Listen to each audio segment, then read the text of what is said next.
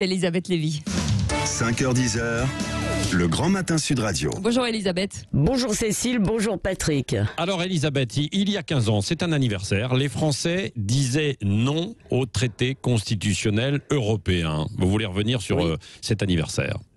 Et oui, il le disait en fanfare, le 29 mai 2005, 55% presque des Français rejetaient la Constitution rédigée sous la houlette de Valéry Giscard d'Estaing, contre la majorité des élites politiques et médiatiques qui nous avaient refait le coup du chantage de Maastricht, l'Europe ou le chaos.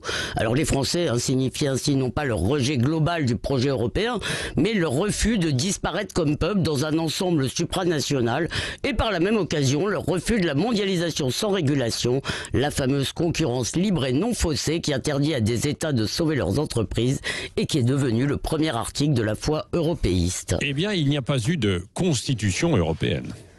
Oui, certes, mais comme le dit la chanson, pour le reste, rien n'a changé et tout a continué.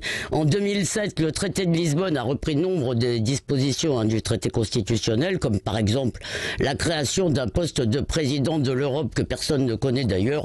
Il est vrai qu'à 27, le rêve de nation européenne est devenu une chimère. Mais cependant, l'aspiration à plus de régulation, plus de frontières a été ignorée avec constance, tandis que nos usines fermaient et que les salaires stagnaient, nos gouvernants et les sachants, les Alain Minc, les Jacques Attali et les autres ont continué à chanter l'air de la mondialisation heureuse.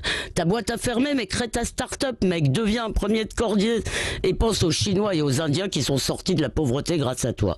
Alors tout ça a abouti à la désindustrialisation, au Brexit, aux gilets jaunes et au populisme. Depuis 2005, les peuples sont de retour et ils ne sont pas contents. Oui. Quel rapport entre 2005 alors et les gilets jaunes ?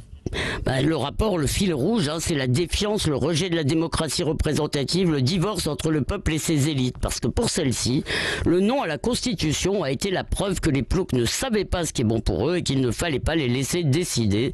Quand le peuple vote mal, il faut changer le peuple, ironisait Brecht. Pour les eurocrates, quand un peuple dit non, c'est oui. Alors le plus simple, c'est encore de ne pas leur demander, de pas lui demander son avis.